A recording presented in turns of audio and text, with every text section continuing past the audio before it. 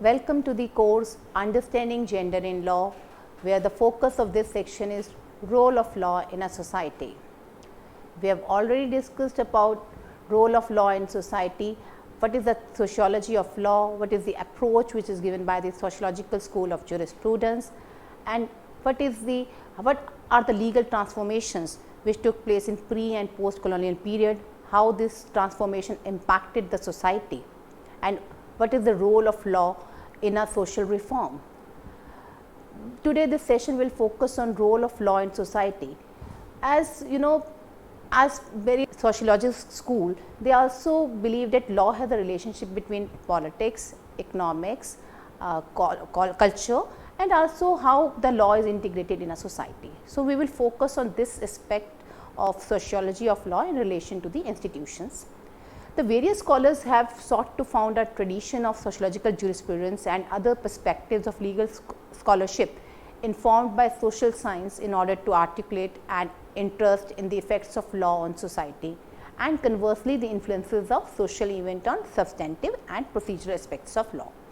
So, modern sociology of law not only furthered the application of sociological knowledge to unravel the pattern and mechanism of law in a variety of social settings, it also contributed to have other social sciences develop their respective approaches to the study of law and to bring these various social sciences perspectives together and under the banner of law and society tradition, which has steadily we can say it has gained popularity in many parts of the world. A sociological concept of law does not omit the study of rules, but instead differentiates between the proclaimed objectives of legal norms on the one hand and the actual working and consequences of law on the other. This sociological orientation breaks both with a moral and internal understanding of laws to enable the sociological analysis of law in its manifold relevant dimensions. As structure, we can say law can be analyzed in terms of composition of constituent parts and how they are connected with one another. But if we look into the part of process, as a process, law can be analyzed in the term of processes of change and continuity that affect both law internally among its constituent parts and externally between law and other institutions. So, law can be looked into, aspects of law can be looked into as a structural aspects or a procedural aspects, where a law can be analyzed in terms of composition of constituent part as a structure, but also can be analyzed in the terms of processes of change and continuity that is affecting law, that the law is affecting both in the society, which become among its constituent parts and externally between law and other institutions. We will be focusing now on the sociological dimensions of law, and we will be addressing how the socialists have studied law in relation to other institutes of society, specifically economy, polity and culture, and as well as the law's functions in terms of social integration or law's relationship to itself. Now, we will discuss it in the light of overview on institutionalism, the theoretical perspectives in the sociology of organization. The traditional or old institutionalism is a cultural theory that centers on values and norms of what, when we talk about norm, says of what ought to be done, whereas the new institutionalism is a cognitive theory which is concerned with classification and scripts of what can be done. The normative orientation in Selznick's work is theoretically supported by the Pearsonian view of institutionalization that focuses on conformity to the norms on the basis of process of internalization. The cognitive orientation of the new institutionalist, by contrast, theoretically relies on the perspective of the construction of reality which is developed by the. We will now focus directly on the social dimensions of law, the law and economy. The law and economy are institutional spheres that are differentiated, but we cannot say that they are completely distinct. Now, rational market theories are there which conceive of the conduct of individuals with organization on the basis of principles of profit maximization. A traditional institutionalist perspective, they attributes organizational compliances to the normative duty, infusing value to an institutionalized response beyond its technical requirements.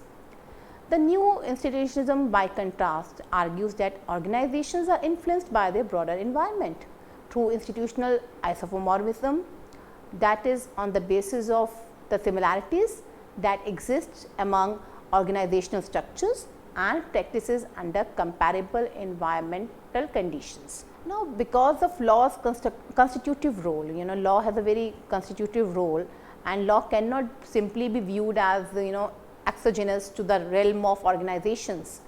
Instead, law is endogenous to the social realm. It seeks to regulate. An endogenous perspective on a law views the relationship between the law and economy within a societal context in which both the institutional spheres are formed. So, law and economy are institutional spheres that are differentiated, but they are not completely distinct. So, we cannot say that law and economy are completely differentiated and they appears in a complete distinct sphere, but they share some commonality. The law and economy are institutional spheres that are differentiated but not completely distinct. Integration of legal fraternity with other industrial sectors. Now, how we can show the role of law and policy.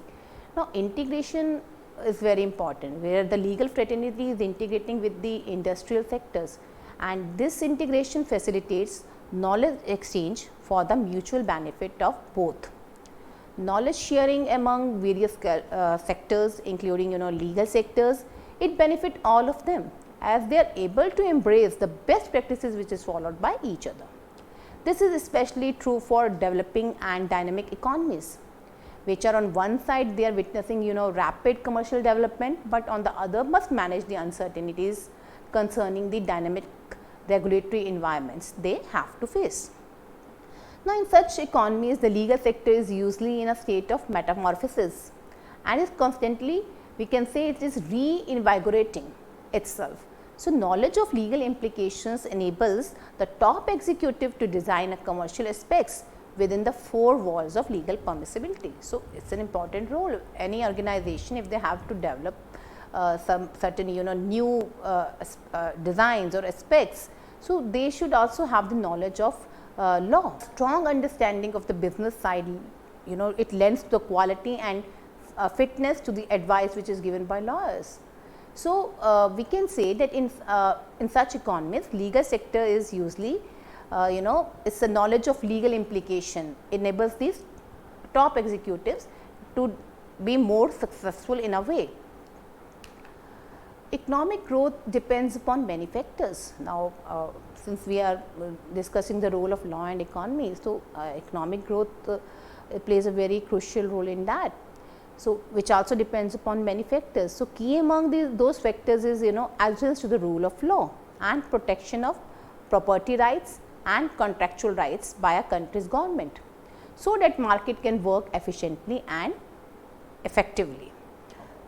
So, law must be clear, public, fair, enforced and equally applicable to all members of society. This is a prime condition, which is a basic condition, that the law should always be fair and should give equal protection and should be equally applicable to all the members of the society.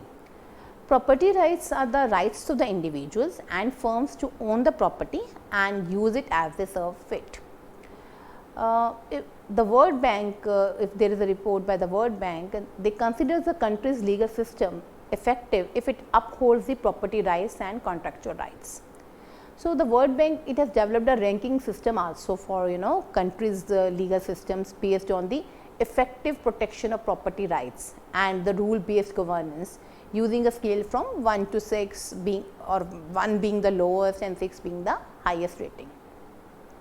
Thus, the path of regulation of economy is industrialized. In any industrialized society has gone gone in the direction of an intervention by law that is meant to prevent any additional interventions. So far we have just seen the role of law and economy, where these are very important social dimensions, but the role of law in politics cannot be undermined.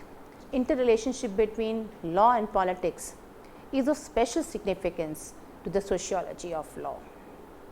In the context of democratic societies, furthermore, law appears as one of the most central mechanisms to ensure that participation populace, we use the term, in a state governance, as well as the outcome of government in the form of legislative decisions, abide by the standards of democracy. So, in autocratic states and in a societies where there is a little differentiation between political and legal functions, in contrast, the law operates as an instrument of political domination that has no popular basis of legitimation.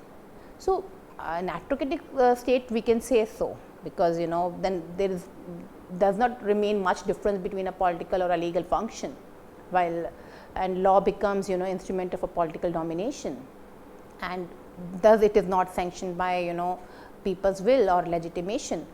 But with the democratization of political systems, politicization of law is no longer a constant factor, but we can't say that law is always politicized. So, because it's a democratic society in a democratic state, the democratization of political system, we can say that the politicization of law is no longer a constant factor, but on the contrary, law becomes a guarantee against the abuse of political powers. There could be different opinions. In this sense, when we say that law become it is guaranteeing against the abuse of political power, in this sense the law serves as a critical link between citizens and their government. So, that means law becomes a very important part in any polity of any society. If it is giving way to the interaction between the citizen and government, and between the citizens, they can communicate with other citizens also, and they have their view and their points. So, law become very important mechanism which is working against or guaranteeing that there should not be any abuse of any political power if the law is enforced. The relationship between politics and law, it has both progressive function and a safeguarding function also.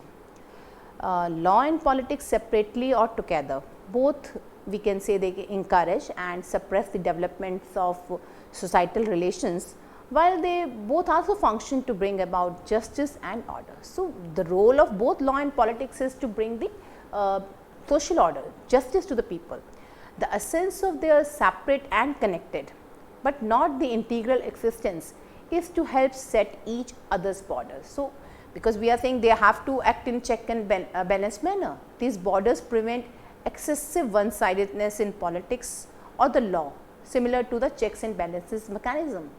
So, essence is a separate and connected, but not integral existence is to help this set. This is helping how these their boundaries can be set. So, it is an eminent characteristics of every law that it is also the mean of certain politics. This is a view given by Sirard, Dr. Miro in his book. So, however, law is never a pure form through which political content would be realized, since it is in the very nature of law to be relatively autonomous or independent. So, though it is not a very pure form.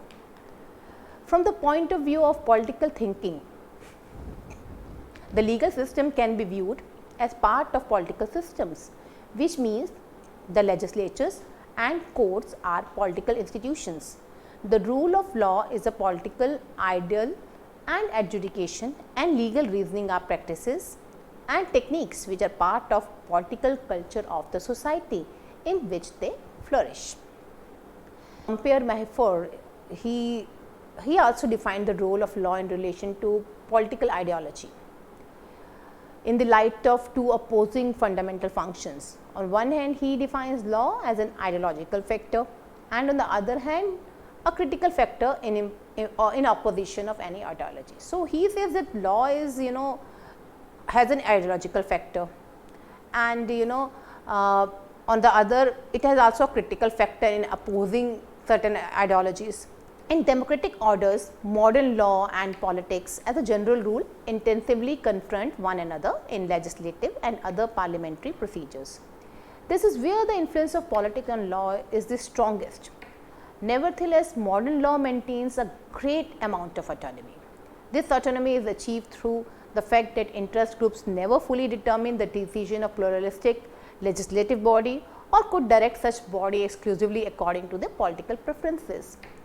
Substantive and procedural legal rules, which to a larger degree determine the limiting framework where the legislature operates and creates certain parliamentary practice or a routine, which it is difficult to depart from the predominance of legal formalism, and the independent judiciary that limits excessive political aspirations and places them with the legal limits of functioning.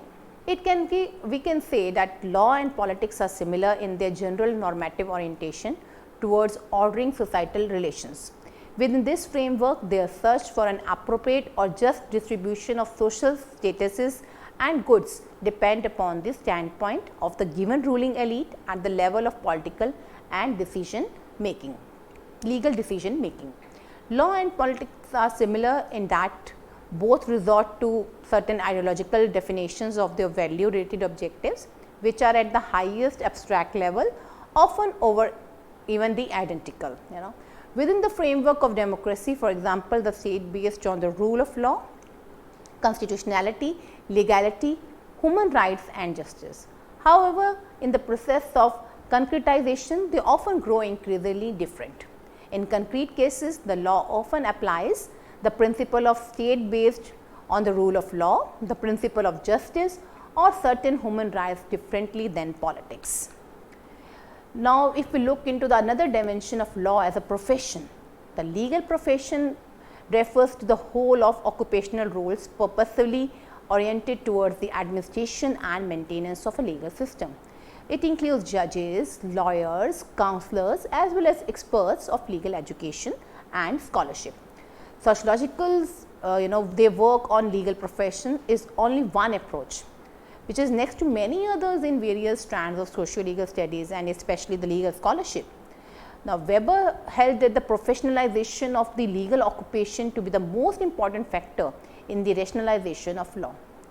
Furthermore, in a formally rationalized system of law, legal professions play a role that is revealed in a significant way only by that of with the help of the experts of bureaucracies, because they are involved in the administration of law on the basis of acquired legal expertise in relevant rules, appropriate procedures. Now, legal professions are they are experts of knowledge of and know-how in the law. In the modern sociology of law, perspectives of the legal profession have been advanced on the basis of a Talcott Parsons work. Parsons' special interest in the legal profession was not only informed by his broader interest in the professions, but also makes sense in the terms of functionalist conception of legal system as a mechanism of social control. Based on Parsonian perspective, the successful acquisition of expertise in a particular occupation role is the most outstanding characteristics of professionalization. So, legal professional is thus primarily someone who is knowledgeable about the law and who can provide specialized services to the general public. With Weber, the modern role of lawyer can be seen as a product of increasing complexity of society in economic, political and cultural respects. The development of capitalist business increased the formalization of economic life and the need for legal experts qualified in the rational administration of business affairs. The secularization of law benefit the involvement of legal expert as well, and the expansion of bureaucratic government also increased the need for experts in regulatory clarity and order. Critical legal studies scholars, they argue that indeterminacy is a key characteristics of modern legal system. So, legal reasoning and decision making is anything but a neutral application of principles and is instant affected by dozens of biases on the part of legal professionals that depend upon the personal, ethical, political values they hold and the characteristics of the socio-structural context in which they are formed.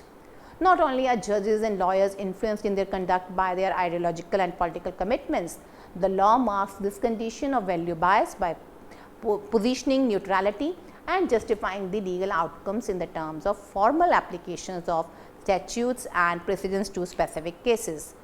Law also plays important role in culture, and law and culture cannot be disentangled. Rather, as Rosen points out, law is so deeply embedded in the particularities of each culture that carving it out as a separate domain and not only making note of its cultural connotation distorts the nature of both law and culture. From this perspective, we must not see law simply as an autonomous system of rules that regulate disputes. Law is instead constitutive of how members of a society envision themselves, and their relation to each other culture is the way in which we create our experience, knit together disparate ideas and actions, and in the process fabricate a word of meaning that appears to us as real. So, Rosen and Chase, they provide that an understanding of the deep ties between law and culture always play a part in our consideration of the interaction among legal systems and the melding of legal rules. The diversity and individualism that marks modern cultural particularly poses the problems in terms of regulation of intimate aspects of life and that relate to health, family and self. So, the history of same-sex marriage regulations and the abortion laws in United States and the continued concerns about the Dutch treatment of euthanasia, for example, they show how law may sometimes exacerbate rather than settle disputes in both the legal and cultural arenas. The heated and intense nature of these debates fuel activities in the legal and political arenas. So, in the light of complex interplay between the culture and law, the limits of law integrative capacities are revealed, and ironically law is shown to accelerate cultural debate and conflict over the important moral questions. So, now to conclude, we can say that regardless of whether law is defined in a more or less restricted sense as referring to formal legislative rules or also involving other normative orders for law to be socially valid, it has to be accepted among a community of legal subjects, that is legitimacy, and has to be enacted and administered in a specific manner, which is legality. So, regardless of whether law is defined in more or less restricted sense as referring to formally legislative rules or as also involving other normative orders, for law to be socially valid, it has to be accepted among communities of legal subjects, and it has to be enacted and administered in a specified manner. Thank you.